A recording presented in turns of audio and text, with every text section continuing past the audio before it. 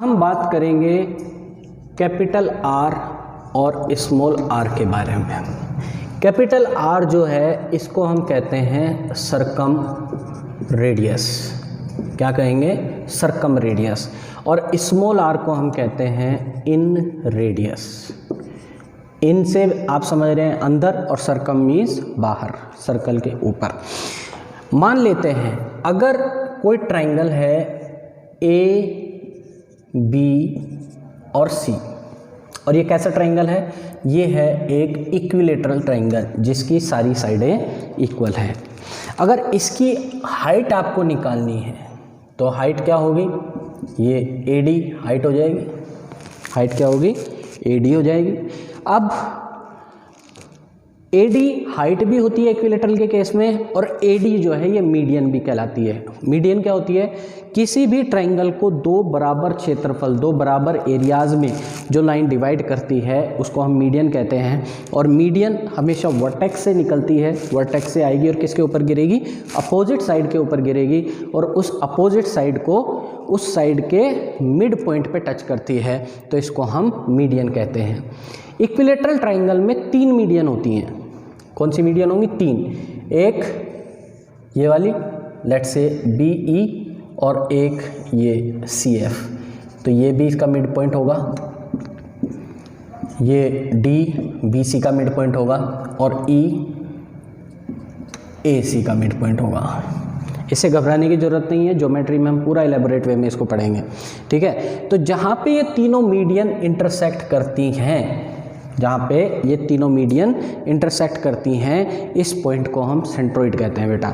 और जहाँ पे ये तीनों हाइट इंटरसेक्ट करेगी तब इस पॉइंट का नाम हो जाता है ऑर्थो सेंटर, या point of intersection of altitude भी इसको कहा जाता है। एल्टीट्यूड मतलब हाइट ही होता है।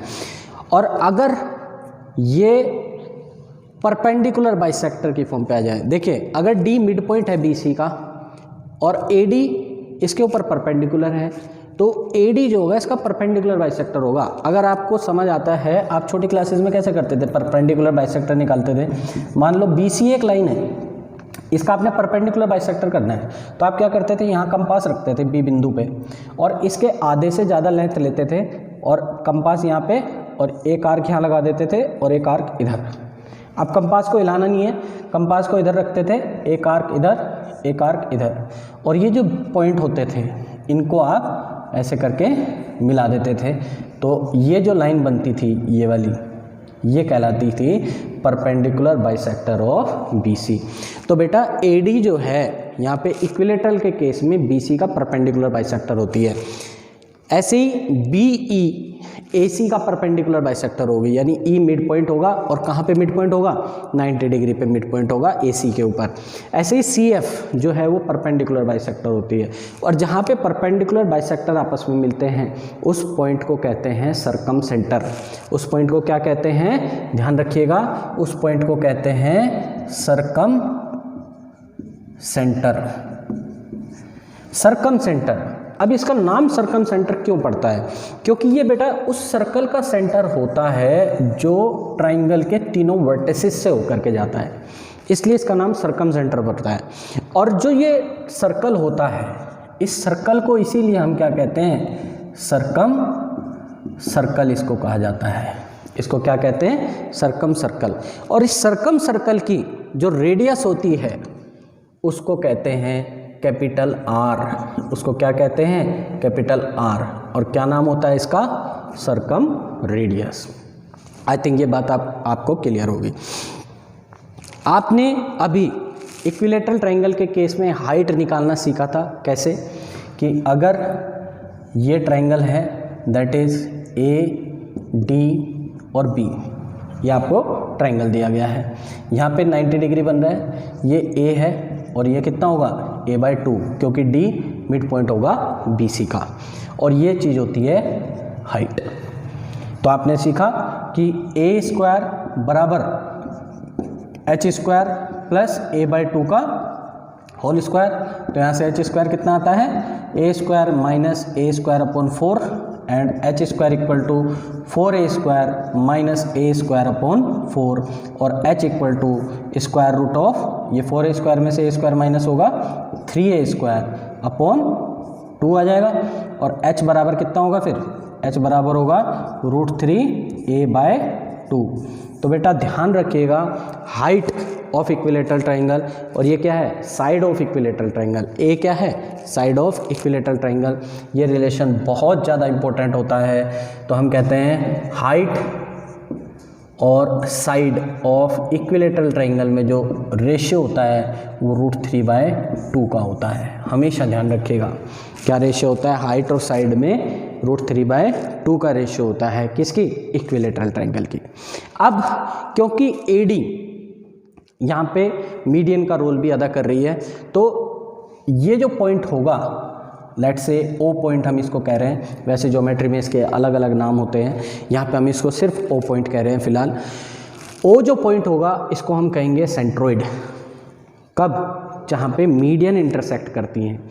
अब ये एडी मीडियन भी होती है, यहाँ आपकी एल्टीट्यूड भी होगी, परपेंडिकुलर बाइसेक्टर ऑफ साइड भी होगी, ठीक है। तो इस पॉइंट को मीडियन के केस में हम क्या कहते हैं, सेंट्रोइड कहते हैं।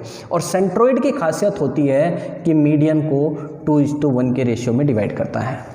सेंट्रोइड की क्या खासियत होती है कि मीडियन को 2:1 के रेशियो में डिवाइड करता है। इसलिए अगर हम कैपिटल आर यहाँ से निकालते हैं तो कैपिटल आर कितना होगा, कैपिटल आर कितना होगा, कैपिटल आर होगा बेटा 2/3 of height of equilateral triangle. बात समझिएगा, कैपिटल आर कितना होगा 2 किस में से, हाइट में से।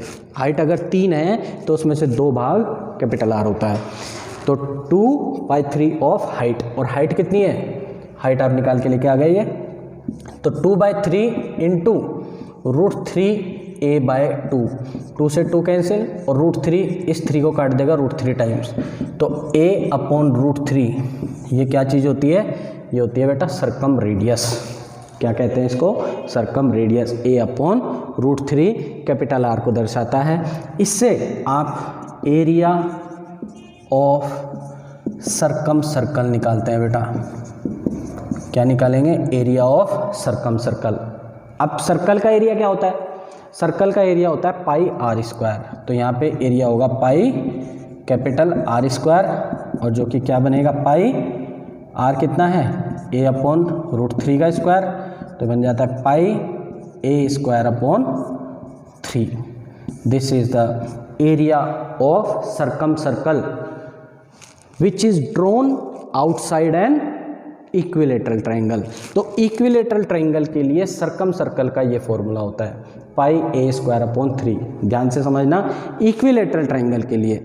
और अगर दूसरे ट्राइंगल की हम बात करें, अदर ट्राइंगल्स में अगर आपको सरकम सर्कल का एरिया निकालना है तो वहाँ पे बेटा लगता है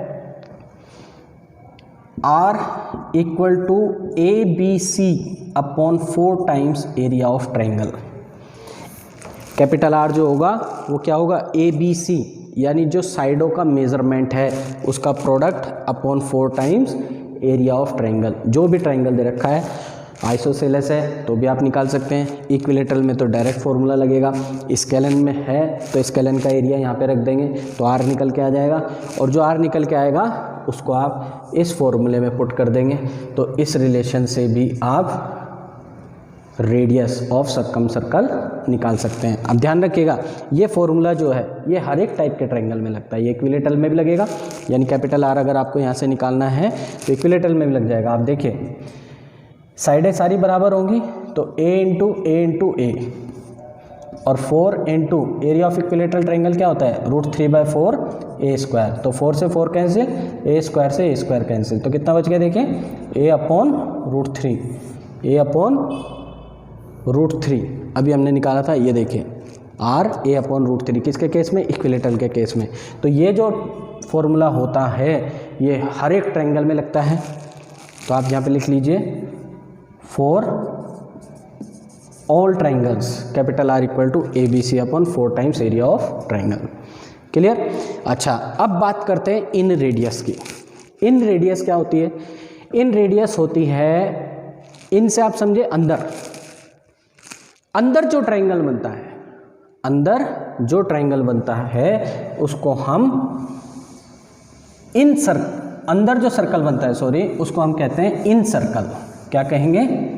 इन सर्कल उसको कहते हैं। अंदर कैसे बनेगा देखिएगा, ये अगर ट्रायंगल है ABC, कैसा ट्रायंगल मान रहे हैं इसको भी? इक्विलेटरल ट्रायंगल मान रहे हैं, सारी साइडें इक्वल हैं। इसके अंदर साइडों को टच करते हुए जो सर्कल गुजरेगा उसको हम इन सर्कल कहते हैं। क्या कहेंगे इसको? इन सर्कल। और इन सर्कल का जो सेंटर होता है इसको हम कहते हैं इन सेंटर। क्या कहते हैं? इन सेंटर। इन सेंटर क्या चीज़ होता है? इन सेंटर होता है बेटा एंगल जो है ट्रायंगल के 3 एंगल, वो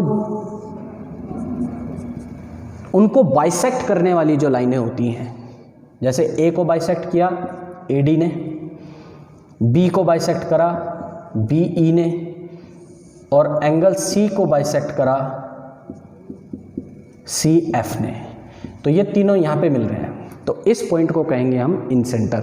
अब इक्विलेटरल की बात हो रही है, तो इक्विलेटरल के केस में ये पॉइंट इन सेंटर भी होता है, यानी एंगल बाइसेक्टर जहाँ पे मीट करेंगे वो भी होगा, सेंट्रोइड भी होगा जहाँ पे मीडियंस मीट करती हैं, ऑर्थो सेंटर भी होगा जहाँ पे एल्टीट्यूड मीट करते हैं, और सरकम सेंटर भी होगा, इसको हम सरकम सेंटर भी कहते हैं। क्या कहते हैं? सरकम सेंटर भी होगा जहाँ पे परपेंडिकुलर बाइसेक्टर मीट करते हैं, ध्यान रखिएगा। तो हम अभी इसको किस हिसाब से लेके चलेंगे? सेंट्रोइड के हिसाब से मान के लेके चलेंगे। Let's say it is a centroid. कब? क्योंकि जब ये मीडियन होंगी, AD, BE और CF जब मीडियन होंगी तो ये बिंदु क्या होगा? ये बिंदु होगा सेंट्रोइड। और सेंट्रोइड की खासियत होती है 2:1 में डिवाइड करेगा, 2:1 में डिवाइड करता है मीडियन को। अब यहाँ से यहाँ तक की जो लेंथ होती है ये स्मॉल r होती है, क्योंकि सेंटर से सरकमफेरेंस तक की जो शॉर्टेस्ट डिस्टेंस होती है उसको हम रेडियस कहते हैं। और कैसी रेडियस है ये बेटा? यही है इन रेडियस। इस छोटे वाले सर्कल की जो रेडियस है इसको हम इन रेडियस कहते हैं। अब क्योंकि ऊपर 2 पार्ट है और नीचे 1 पार्ट है, तो हम ये भी कहते हैं कि जो कैपिटल R है वो ट्वाइस होता है स्मॉल r का। सरकम रेडियस जो है वो इन रेडियस का क्या होता है? डबल होता है। तो स्मॉल r तो आपको पता है इक्विलेटरल के केस में क्या होती है?